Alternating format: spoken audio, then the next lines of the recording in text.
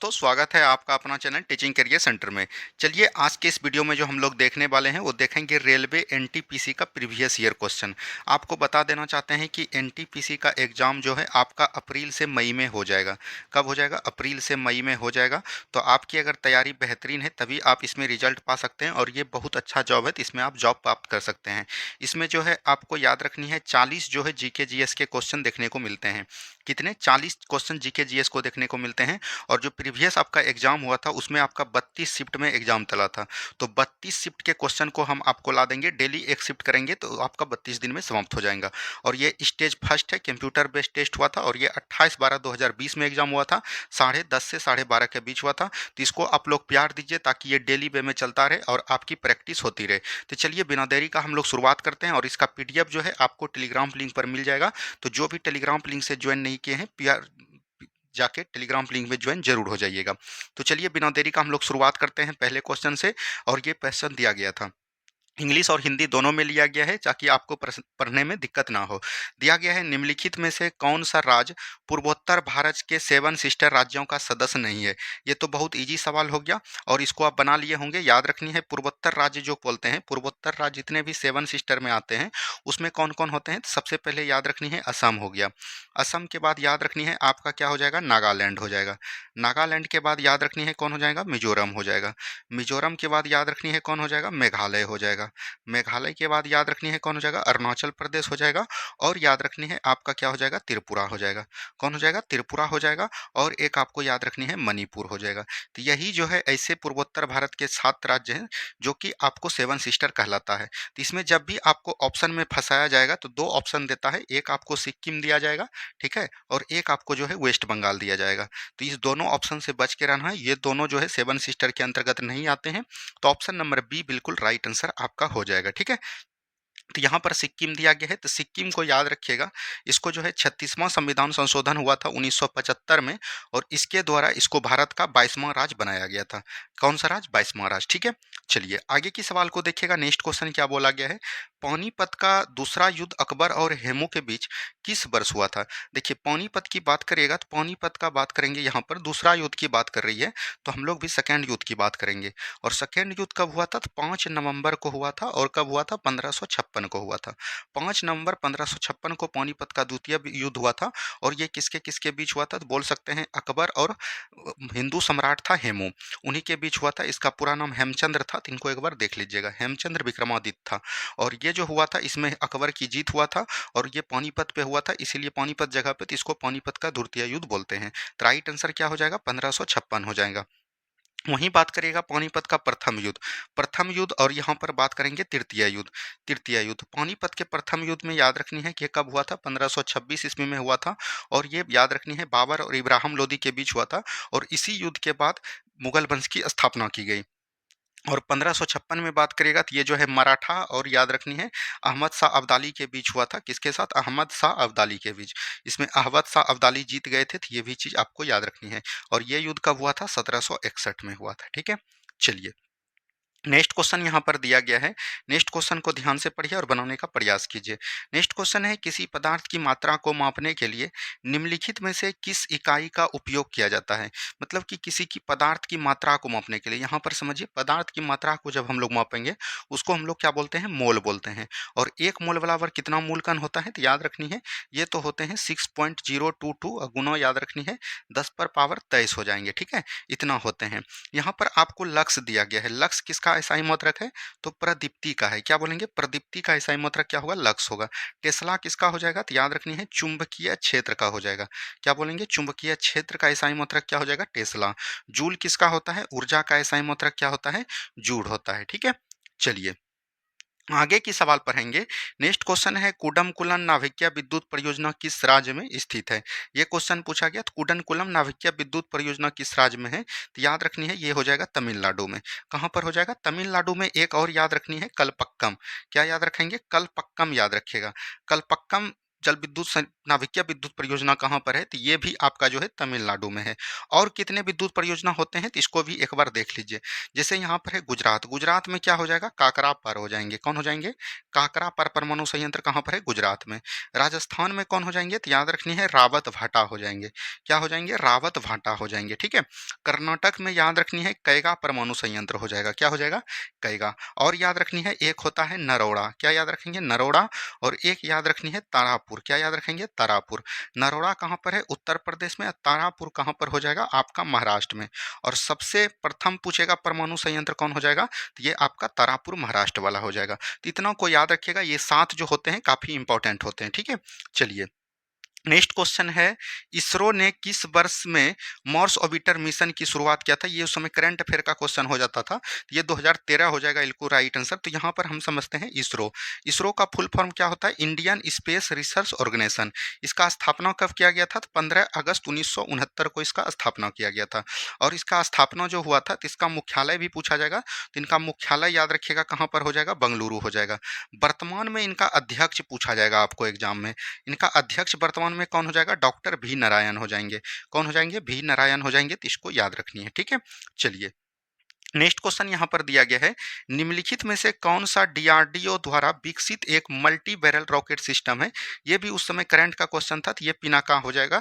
क्या हो जाएगा, पिनाका। तो यहाँ पर है डीआरडीओ, क्या हो जाएगा, डीआरडीओ। तो डीआरडीओ की बात करेगा तो इसका गठन कब हुआ था, तो 1 जनवरी 1958 को हुआ था। कब हुआ था, 1 जनवरी 1958 में। और इसका अगर हेड क्वार्टर पूछेगा तो आपका कहाँ पर हो जाएगा, दिल्ली हो जाएगा। क्या हो जाएगा, न्यू दिल्ली हो जाएगा। और इसका भी वर्तमान में अगर अध्यक्ष पूछेगा तो ये भी याद रखनी है, ये हो जाएंगे शमीर कामत। कौन हो जाएंगे, बी शमीर कामत हो जाएंगे, ठीक है। चलिए बढ़ेंगे हम लोग अगले सवाल की तरफ। नेक्स्ट क्वेश्चन को ध्यान से देखिए क्या बोल रहा है। नेक्स्ट क्वेश्चन यहाँ पर दिया गया है, उबंटू क्या है। उबंटू एक प्रकार का बोल सकते हैं, मतलब जिस तरह से माइक्रो विंडोज होता है उसी तरह से एक प्रकार का वेब ब्राउजर है। तो ये चीज़ याद रखेंगे, कंप्यूटर से भी आपके एनटीपीसी में क्वेश्चन पूछे जाते हैं, इसीलिए हमने वो भी क्वेश्चन आपको ले लिए हैं। नेक्स्ट क्वेश्चन है, सबरीमाला मंदिर कहाँ स्थित है। तो सबरीमाला मंदिर याद रखनी है केरल है। और केरल का एक जिला है, उस जिला का नाम याद रखनी है, ज़्यादा पूछा नहीं जाएगा। तो पितमत्ता जिला कुछ करके ऐसे ही है, तो वहाँ पर जो है इसको है। और ये किस देवता को समर्पित है, अगर देवता की बात करेगा तो देवता अयप्पा को समर्पित है। किसको समर्पित है, अयप्पा को समर्पित है। पहले इसमें बोला गया था कि 10 से लेके 50 वर्ष तक के महिला को इसमें जो है बोल सकते हैं अंदर जाने की अनुमति निषेध था, क्या था, नहीं था, ठीक है। और लेकिन बाद में बोला गया है कि 1918 के बाद इसमें जो है प्रवेश कर सकते हैं। तो राइट आंसर क्या हो जाएगा, ऑप्शन नंबर ए हो जाएगा, ठीक है। चलिए नेक्स्ट क्वेश्चन यहाँ पर दिया गया है, नेक्स्ट क्वेश्चन को ध्यान से पढ़िए, बनाने का प्रयास कीजिए। निम्नलिखित में से कौन सा स्मारक दिल्ली में स्थित नहीं है। देखिए अलाई दरवाजा, अलाई दरवाजा की बात करेगा तो ये जो है अलाउद्दीन खिलजी ने किया था। और ये बोल सकते हैं कुतुब मीनार के बीच ही इनके आंगन प्रांगण में है। और अलाउद्दीन खिलजी ने और किसका किया था, तो याद रखनी है हजार खंबा महल। क्या याद रखेंगे, हजार खंबा महल का निर्माण भी किसने किया था, अलाउद्दीन खिलजी ने। सीढ़ी किला का निर्माण किसने किया था, ये भी अलाउद्दीन खिलजी ने किया था, ठीक है। यहाँ पर बुलंद दरवाजा, बुलंद दरवाजा उत्तर प्रदेश के फतेहपुर सीकरी में है। कहाँ पर है, फतेहपुर सीकरी में। तो यही दिल्ली में नहीं होगा, तो ऑप्शन नंबर बी बिल्कुल राइट आंसर आपका हो जाएगा, ठीक है। तो ये चीज़ याद रखेंगे। अब यहाँ पर है इंडिया गेट, इंडिया गेट तो याद रखनी है दिल्ली में ही है। कहाँ पर है, दिल्ली में है। और स्वतंत्र भारत का स्मारक पूछेगा तो ये हो जाएगा इंडिया गेट। ये हुमायूं का मकबरा, ये भी जो है आपको दिल्ली में ही है। कहाँ पर है, दिल्ली में। और इसको बनाने वाला कौन था, तो याद रखनी है इनको जो बनाने वाला था याद रखनी है इनकी पत्नी बेगम हो जाएगा, तो ये भी याद रखनी है। आगे की सवाल को हम लोग बढ़ते हुए देखेंगे। ये देखिए उस समय का क्वेश्चन पूछा गया, वर्ष 2019 के लिए 55वें ज्ञानपीठ पुरस्कार से किसे सम्मानित किया गया था। ये तो हो जाएंगे ए अन्युतम नबुंतरी हो जाएंगे। लेकिन ज्ञानपीठ पुरस्कार, यहाँ पर ज्ञानपीठ पुरस्कार की बात जब करिएगा तो इनका शुरुआत कब से हुआ था, तो 1965 से इसका शुरुआत माना जाता है।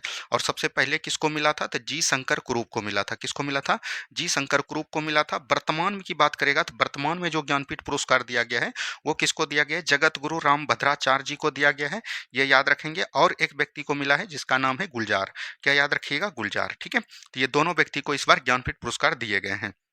आगे की सवाल को हम लोग देखेंगे।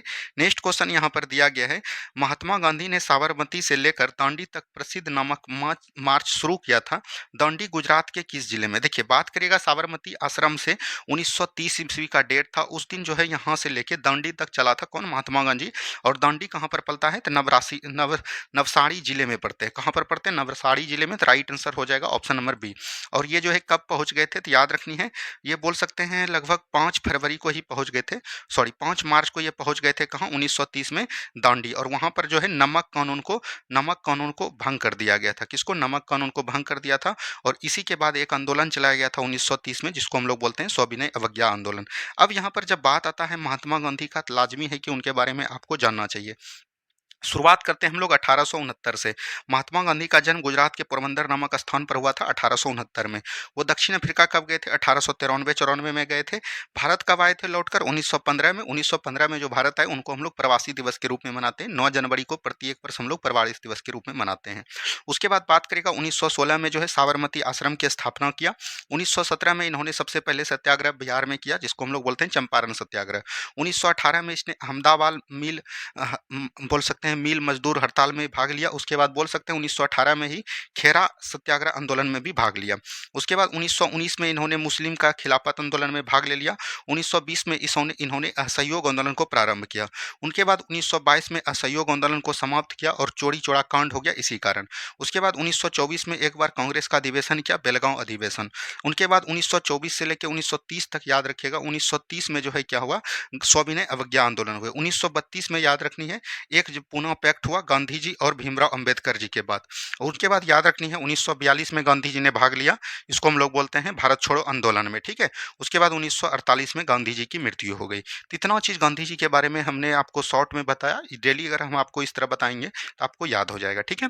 चलिए, नेक्स्ट क्वेश्चन यहाँ पर है, कंप्यूटर और इंटरनेट डोमेन में यूआरएल का पूर्ण रूप क्या है? देखिए, यूआरएल जो है कई एग्जाम में पूछ लिए हैं, तो इसको आप लोग ये लिख लीजिए। क्या हो जाएगा? यूनिफॉर्म हो जाएगा और रिसोर्स हो जाएगा। क्या हो जाएगा?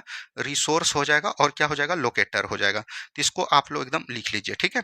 चलिए, बढ़ेंगे अगले सवाल की तरफ। नेक्स्ट क्वेश्चन को यहाँ पर दिया गया है, नेक्स्ट क्वेश्चन को ध्यान से पढ़िए।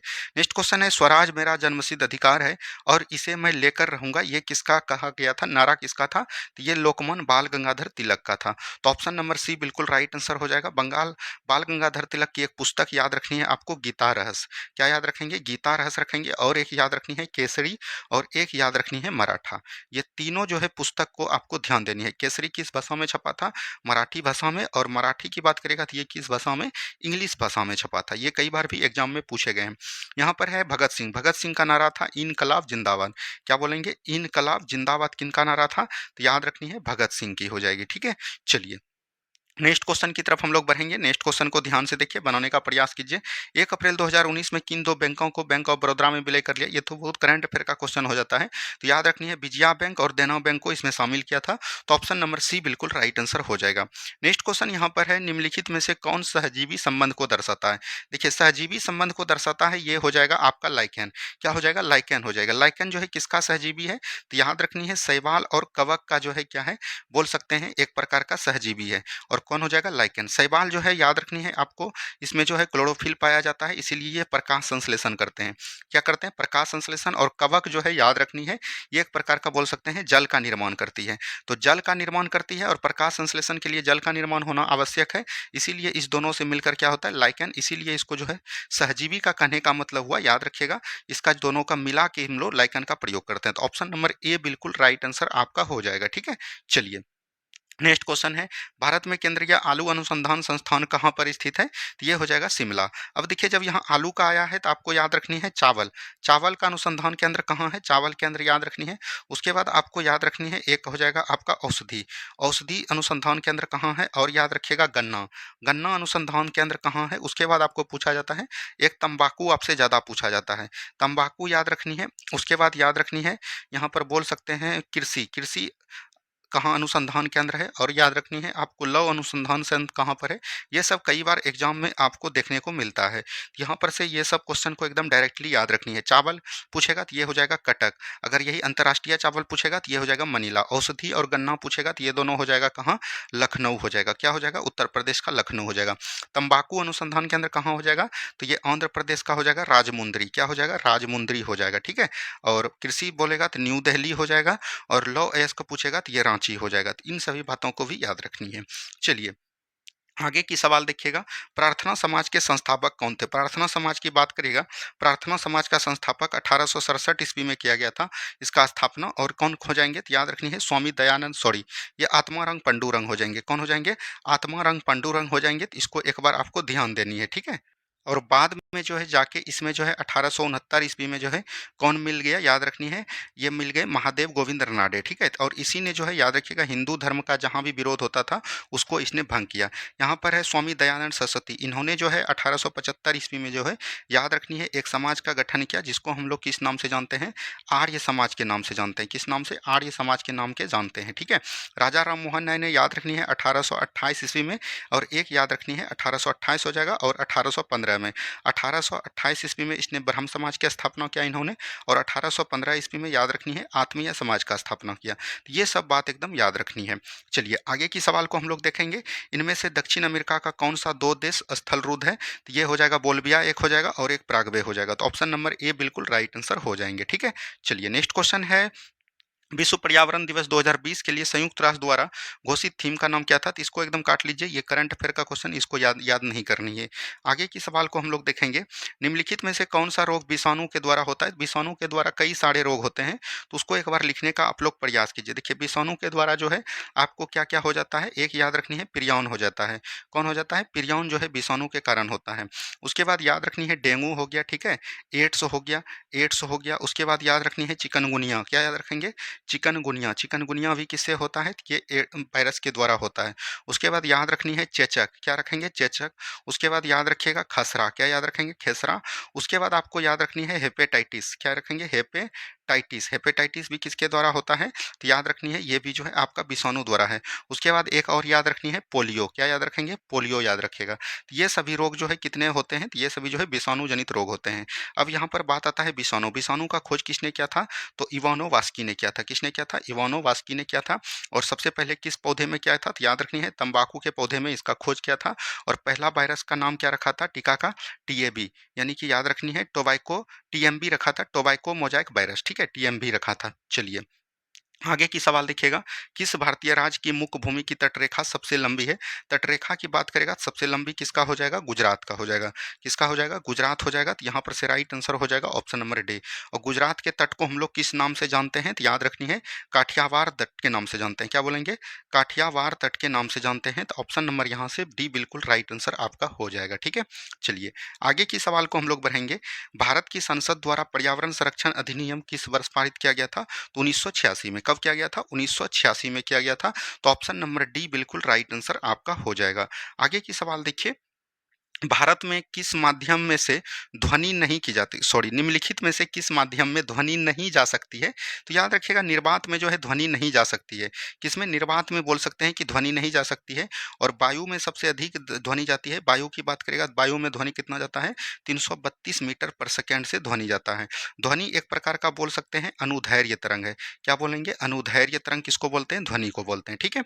चलिए आगे की सवाल देखिएगा, नेक्स्ट क्वेश्चन है, निम्नलिखित में से कौन सा दर्रा श्रीनगर को लो से जड़ता है। श्रीनगर को लो के जो जोड़ेगा वो हो जाएगा जोजिला दर्रा। जोजिला दर्रा कहाँ पर होते हैं, तो याद रखनी है जम्मू कश्मीर में होते हैं। कहाँ पर होते हैं, जम्मू कश्मीर में। अच्छा जम्मू कश्मीर की जब बात आया तो जम्मू कश्मीर में और कौन कौन दर्रे होते हैं, कई बार एग्जाम में पूछा गया है। तो जम्मू कश्मीर के दर्रे की याद रखनी है जेपी बाबू। क्या याद रखेंगे, जेपी बाबू। जैसे हो गया जोजिला दर्रा, उसके बाद याद रखनी है पीर पंजाल दर्रा। क्या याद रखेंगे, पीर पंजाल दर्रा। उसके बाद याद रखिए बा से हो जाएगा बनिहाल दर्रा। क्या हो जाएगा, बनिहाल। और बू से हो जाएगा बुर्जिला दर्रा। क्या हो जाएगा, बुर्जिला दर्रा। ये सभी दर्रा जो है जम्मू कश्मीर से हैं। और ये याद रखनी है यहाँ पर से नाथुला दर्रा। याद रखनी है जानू। क्या याद रखेंगे, जानू। तो ये हो जाएगा सिक्किम का, सिक्किम में रहते हैं जानू। तो सिक्किम से हो जाएगा, जा से हो जाएगा जलेपला। क्या हो जाएगा, जलेपला हो जाएगा। और ना से हो जाएगा नाथुला। तो इन सभी दर्रा को याद रखिएगा, बाकी जब क्लास आएगा तो हम सभी दर्रा को आपको रिवाइज करवा देंगे। नेक्स्ट क्वेश्चन देखिए क्या बोल रहा है, नेक्स्ट क्वेश्चन यहाँ पर दिया गया है, सेरीकल्चर शब्द निम्नलिखित में से किससे संबंधित हो जाएगा? सेरीकल्चर रेशम की खेती से होता है, तो ऑप्शन नंबर डी बी बिल्कुल राइट आंसर हो जाएगा। मछली पालन को हम लोग क्या बोलते हैं? पीसी कल्चर के नाम से जानते हैं। किसको? पीसी कल्चर के नाम से जानते हैं। यहीं पक्षी पालन को हम लोग क्या बोलते हैं? एबी कल्चर के नाम से जानते हैं। किसको? एबी कल्चर के नाम से जानते हैं। और मधुमक्खी पालन को क्या बोलते हैं? AP culture. तो यहाँ पर आपको कन्फ्यूजन नहीं करना है, तो ये सब याद रखनी है। यहीं पर से आपको पूछा जाएगा अंगूर की खेती। क्या पूछा जाएगा? अंगूर की खेती कौन सी है? तो याद रखनी है, ये हो जाएगा बीटी कल्चर। क्या हो जाएगा? बीटी कल्चर हो जाएगा। ठीक है, ये याद रखनी है। चलिए आगे की सवाल को हम लोग देखेंगे। नेक्स्ट क्वेश्चन है, सामान्यतः केंद्रीय प्रवृत्ति को मापन में सबसे उपयुक्त औसत मान जो है ये मीन होता है, यानी कि माध्य बोल सकते हैं। ऑप्शन नंबर डी हो जाएगा। नेक्स्ट क्वेश्चन यहाँ पर दिया गया है, भारत की किन दो शहरों के बीच पहली high speed train Vande Bharat चली थी? वंदे भारत कब से प्रारंभ हुआ था? तो 1900 बोल सकते हैं 2018 में। कब बोलेंगे? 2018 में। और चलना प्रारंभ हुआ 2019 में। कब चलना प्रारंभ हुआ? 2019 में। और सबसे पहले जो चला था ये नई दिल्ली से वाराणसी जंक्शन तक। और दूसरा अगर पूछेगा सेकंड कहाँ चला था, तो दिल्ली से लेके याद रखनी है वैष्णो धाम जो कटरा स्टेशन होता है वहां तक चला था। ठीक है, चलिए नेक्स्ट क्वेश्चन यहाँ पर है, निम्नलिखित में से कौन सा भारत के सबसे युवा राष्ट्रपति थे? तो इसमें तो आपका हो जाएगा कौन? नीलम संजीव रेड्डी हो जाएंगे। नीलम संजीव रेड्डी से याद रखनी है, भारत का एक ऐसा मात्र राष्ट्रपति है जो निर्विरोध चुने गए थे। क्या बोलेंगे? निर्विरोध चुने गए थे। कौन? तो याद रखनी है नीलमा संजीव रेड्डी। यहाँ पर राष्ट्रपति की बात आता है तो अनुच्छेद 52 को जब पढ़िएगा तो इसमें जो है राष्ट्रपति के पद के बारे में चर्चा की गई है। 53 में बोला गया है राष्ट्र की कार्यपालिका शक्ति किसमें होगी? तो राष्ट्रपति में निहित होगी। 54 में क्या बोला गया है? निर्वाचन मंडल के बारे में बोला गया है। किसके? निर्वाचन मंडल के बारे में। और 55 में बात करिएगा, अनुच्छेद 55 में क्या है? निर्वाचन पद्धति के बारे में बात किया गया है। क्या बोलेंगे? निर्वाचन पद्धति के बारे में। 56 में क्या बोला गया है? कार्यकाल के बारे में। क्या बोलेंगे? कार्यकाल। और 57 में बोला गया है कि पुनः निर्वाचित हो सकते हैं, यानी राष्ट्रपति जो है पुनः निर्वाचित हो सकते हैं। और 58 में योग्यता के बारे में बताया गया है। और 59 की बात करेगा तो 59 में शर्तें। और 60 में क्या बोला गया है? शपथ। क्या बोला गया है? शपथ। और 61 में बोला गया है महाभियोग। तो इतना चीज एकदम आपको याद रखनी है। ठीक है, चलिए नेक्स्ट क्वेश्चन यहाँ पर है, इंटरनेशनल कोर्ट ऑफ जस्टिस का हेडक्वार्टर कहाँ स्थित है? तो ये हो जाएगा इंटरनेशनल कोर्ट बोलते हैं इसका, दी हेग हो जाएगा, अंतर्राष्ट्रीय न्यायालय। क्या बोलेंगे? अंतर्राष्ट्रीय न्यायालय का मुख्यालय कहाँ पर है ये पूछा गया, तो ये हो जाएगा दी हेग। इसका गठन कब किया गया था? 1945 में किया गया था। तो यहाँ राइट आंसर क्या हो जाएगा? ऑप्शन नंबर डी हो जाएगा। नेक्स्ट क्वेश्चन है, गोबी मरुस्थल निम्नलिखित में से किस महाद्वीप में है? तो ये एशिया महाद्वीप में है, क्योंकि गोबी मरुस्थल याद रखनी है चीन के मंगोलिया में है। ठीक है, चलिए आगे की सवाल को हम लोग देखेंगे। राजतरंगिणी। राजतरंगिणी के लेखक कौन हो जाएंगे? तो ये कल्हन हो जाएंगे। कौन हो जाएंगे? कल्हन हो जाएंगे। कालिदास का कई सारे रचना है, जैसे याद रखनी है कुमार संभव हो गया। क्या हो गया? कुमार संभव हो गया। उसके बाद मालविका अग्निमित्रम हो गया। क्या हो गया? मालविका अग्निमित्रम हो गया। ठीक है, चंद्रबाई याद रखनी है पृथ्वीराज रासो। किसने लिखा था? पृथ्वीराज रासो। पृथ्वीराज रासो किसने लिखा था? चंद्रबाई ने। जयदेव का क्या हो जाएगा? तो याद रखनी है गीत गोविंद। क्या याद रखेंगे? गीत गोविंद किसकी रचना है? तो जयदेव की है। इतना बात को याद रखनी है। चलिए आगे की सवाल देखिएगा, यदि किसी व्यक्ति का द्रव्यमान पृथ्वी की सतह पर 60 किलोग्राम है तो चंद्रमा की सतह पर उस व्यक्ति का द्रव्यमान कितना होगा? तो याद रखनी है चंद्रमा पर द्रव्यमान पूछ रहा है तो उतना ही हो जाएगा। कितना हो जाएगा? 60 केजी।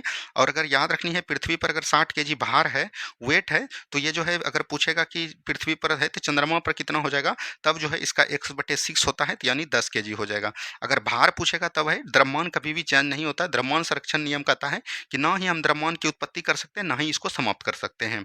आगे की सवाल को देखेंगे, निम्नलिखित में से कौन सा देश संयुक्त राष्ट्र सुरक्षा परिषद का अस्थायी सदस्य नहीं है? देखिए संयुक्त राष्ट्र सुरक्षा परिषद की बात करेगा तो इनका जो है मतलब अस्थायी सदस्य की बात करेगा तो इसमें 5 अस्थायी सदस्य है और 10 जो है बोल सकते हैं वो अस्थायी सदस्य है। तो इसमें जो 5 अस्थायी सदस्य होते हैं वो कौन कौन है? एक नंबर पे रूस रखिएगा, उसके बाद चीन रखिएगा, उसके बाद आपका अमेरिका हो जाएगा। क्या हो जाएगा? अमेरिका। उसके बाद क्या हो जाएगा? ब्रिटेन हो जाएगा। क्या हो जाएगा? ब्रिटेन हो जाएगा। और उसके बाद याद रखनी है एक हो जाएगा फ्रांस। तो यहाँ पर से जापान नहीं होगा, जापान बिल्कुल right answer option number D हो जाएगा। ठीक है, चलिए नेक्स्ट क्वेश्चन है, लोकसभा के सदस्यों की अधिकतम संख्या कितनी है? लोकसभा की अधिकतम की बात करिएगा तो 552 होते हैं। कितने होते हैं? 552। तो 552 बिल्कुल राइट आंसर हो जाएगा। लेकिन वर्तमान में कितनी है? तो याद रखनी है 545। कितनी है? 545 है। ठीक है, लोकसभा की चर्चा संविधान के बोल सकते हैं 81 आर्टिकल में किया गया, और ये संसद का बोल सकते हैं निम्न सदन होता है।